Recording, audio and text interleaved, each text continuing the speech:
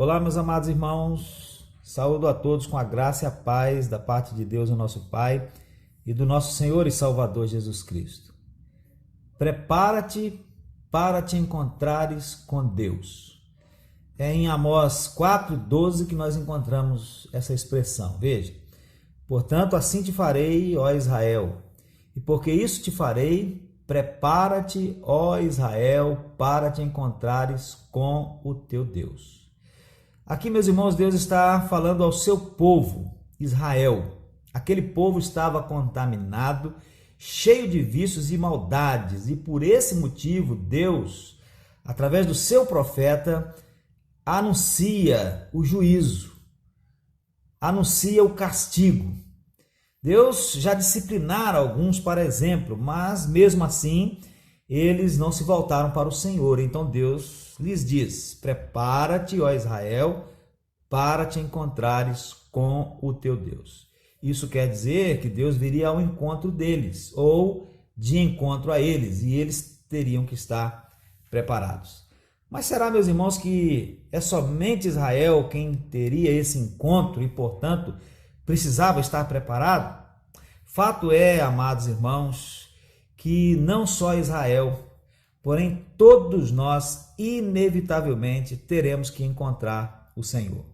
Se você ler todo o livro de Amós com atenção, só por ele você vai perceber que Deus, aquele que forma os montes, cria o vento, declara ao homem qual é o seu pensamento, faz da manhã trevas e pisa os altos da terra, e um dia você terá um encontro com ele cara a cara e será julgado por ele. O encontro com Deus é inevitável. Todos haveremos de comparecer diante do Senhor, disse o apóstolo Paulo.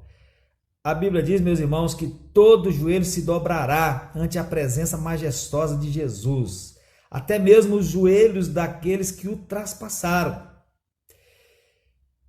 Eclesiastes 12, verso 14, diz que Deus há de trazer a juízo toda a obra e até tudo que está encoberto, quer seja bom, quer seja mal. Então está escrito.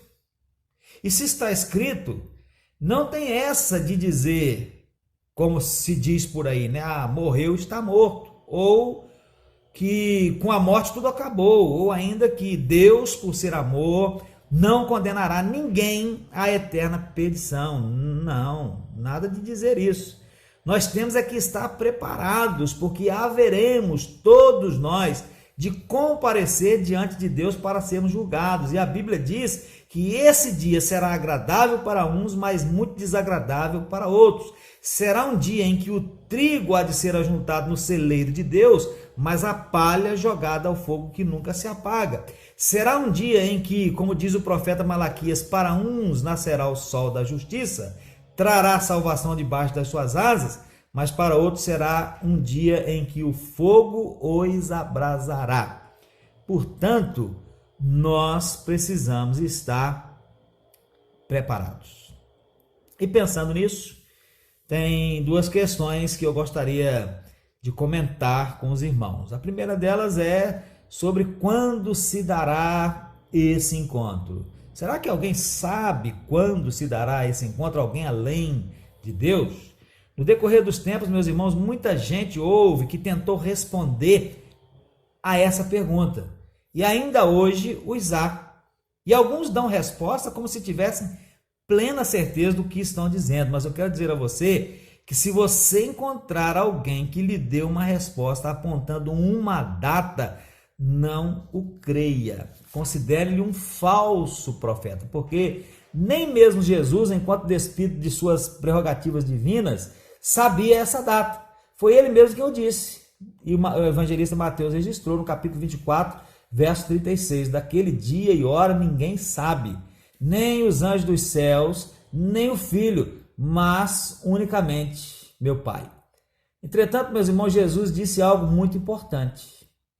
O que ele disse que é muito importante? Ele disse que nós devemos ficar preparados, porque pode ser a qualquer momento. Veja, Mateus 24, 42 a 44. Vigiai, pois, porque não sabeis a que hora há de vir o vosso senhor. Mas considerai isto: se o pai de família soubesse a que vigília da noite havia de vir o ladrão, vigiaria e não deixaria que fosse arrombada a sua casa. Por isso, estai vós apercebidos também, porque o Filho do Homem há de vir a hora em que não penseis. Ainda em Mateus 25, a partir do verso 1, nós lemos Jesus também dizendo que o reino dos céus será semelhante a 10 virgens que, tomando as suas lâmpadas, saíram ao encontro do esposo, e 5 delas eram prudentes e 5 loucas. As loucas, tomando as suas lâmpadas, não levaram azeite consigo, mas as prudentes levaram azeite em suas vasilhas, com as suas lâmpadas. E tardando o esposo, tosquenejaram ou cochilaram, todas, e adormeceram. Mas à meia-noite ouviu-se um clamor. Aí veio o esposo, saí-lhe ao encontro. Então todas aquelas virgens se levantaram e prepararam as suas lâmpadas. E as loucas disseram às prudentes: dai-nos do vosso azeite, porque as nossas lâmpadas se apagam.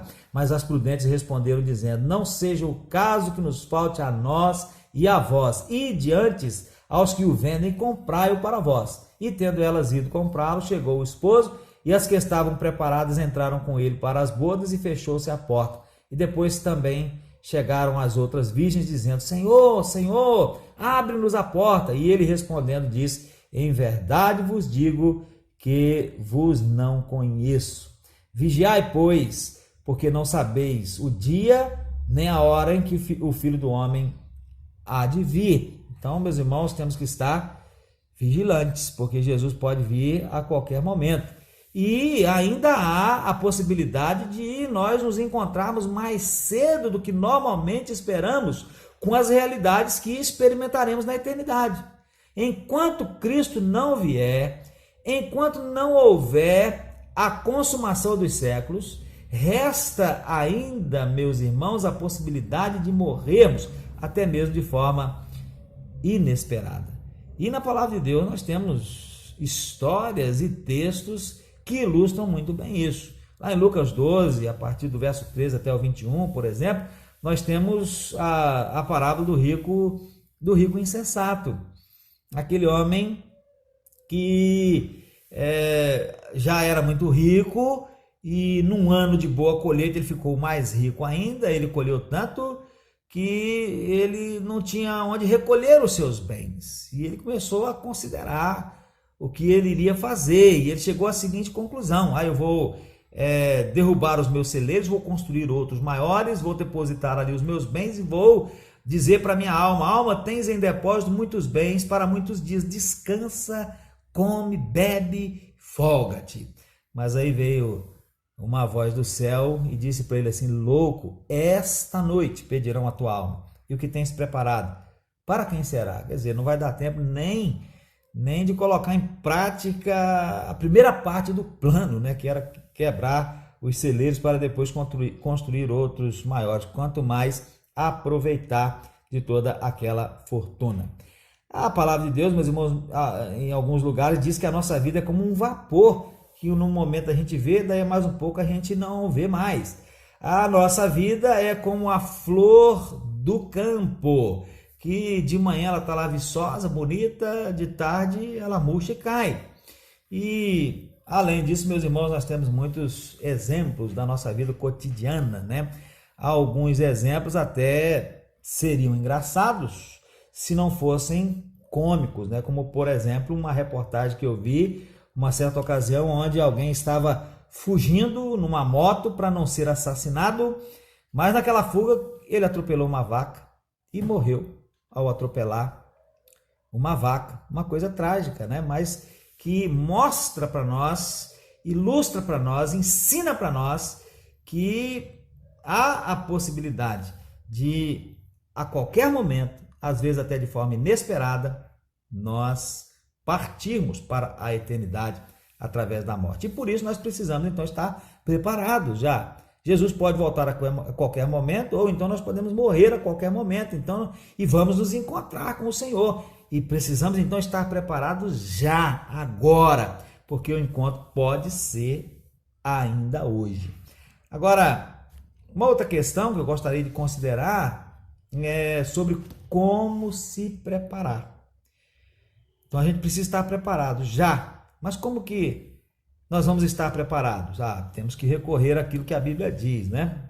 E o que a Bíblia diz? A Bíblia diz que nós temos, essa é a forma de nós nos prepararmos. Ela diz que nós temos que nos arrepender. Foi isso que tanto João Batista, né, como Jesus pregaram no início do seu ministério. Lá em Mateus 3, verso 2, está escrito: olha, arrependei-vos porque é chegado o reino dos céus. João Batista. Depois vem Jesus e ele, em Mateus 4, verso 17, diz que começou Jesus a pregar e a dizer: arrependei-vos porque é chegado o reino dos céus.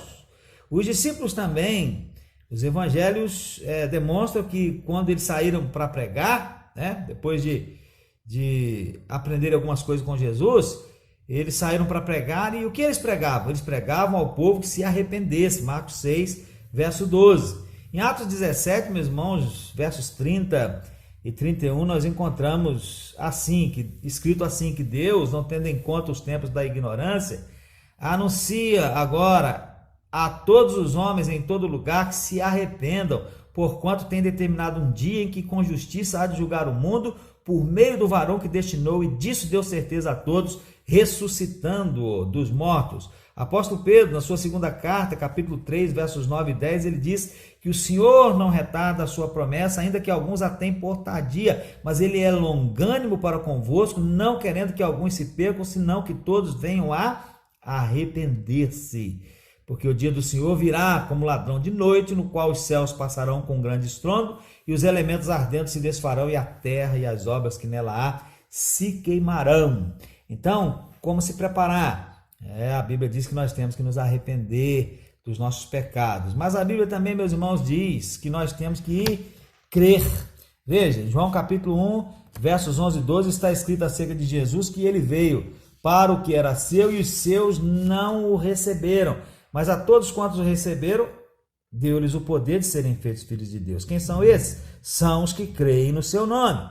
Em João 3,16 está escrito que Deus amou o mundo de tal maneira que deu o seu Filho unigênito, para que todo aquele que nele crê não pereça, mas tenha a vida eterna. Mesmo João 3, verso 18, quem crê nele não é condenado, mas quem não crê já está condenado, porquanto não crê no nome do unigênito Filho de Deus. Mesmo João 3, verso 36, aquele que crê no Filho tem a vida eterna, mas aquele que não crê no Filho não verá a vida, mas a ira de Deus sobre ele permanece. E Atos 16, 31, quando o carcereiro lá da cidade de Filipos pergunta a Paulo e Silas o que ele deveria fazer para ser salvo, a resposta que ele ouve é: crê no Senhor Jesus Cristo e serás salvo, tu e tua casa. Então, é preciso arrependimento e fé, arrepender-se e crer. Arrependimento, meus amados, é mudança de mente, mudança de sentimento e mudança de atitude em relação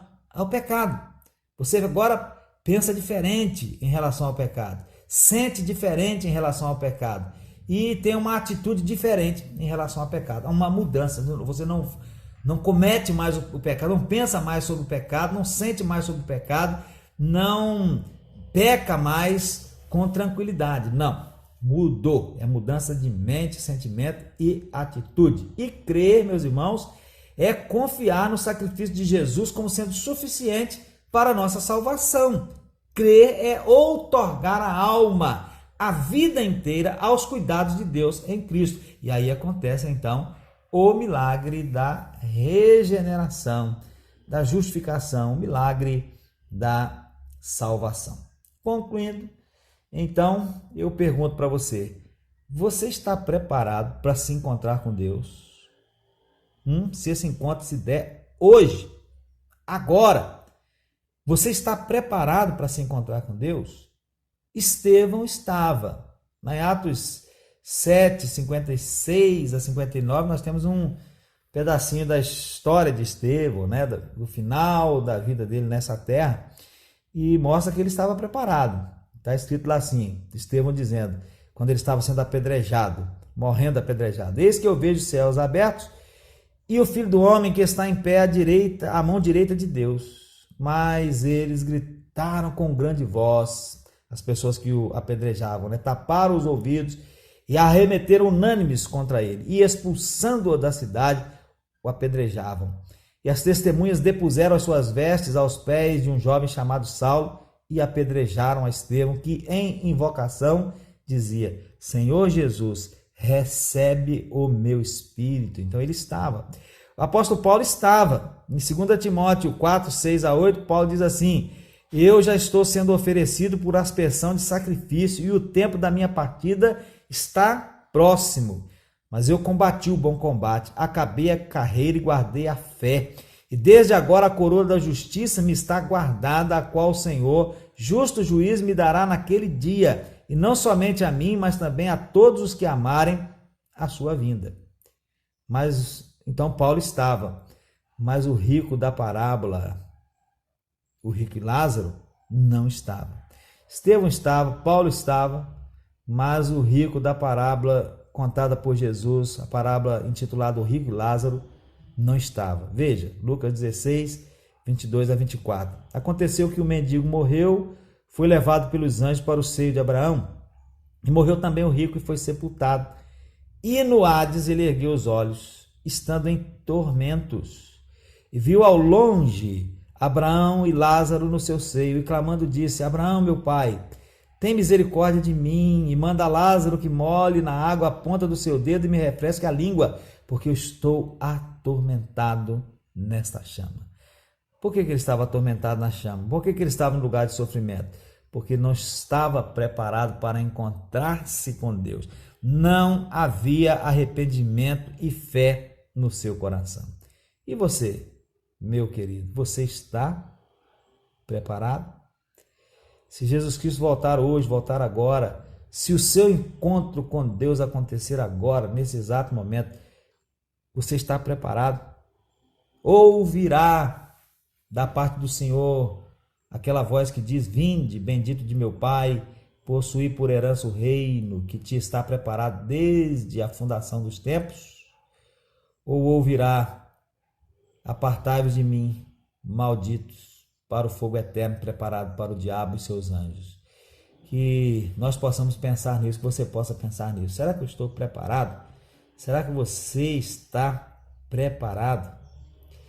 Prepara-te para te encontrares com Deus, porque esse encontro vai acontecer um dia, independentemente de nós queremos ou não. Que Deus nos abençoe, meus irmãos, e que o Espírito de Deus aplique essa palavra, a sua palavra, ao nosso coração. Amém.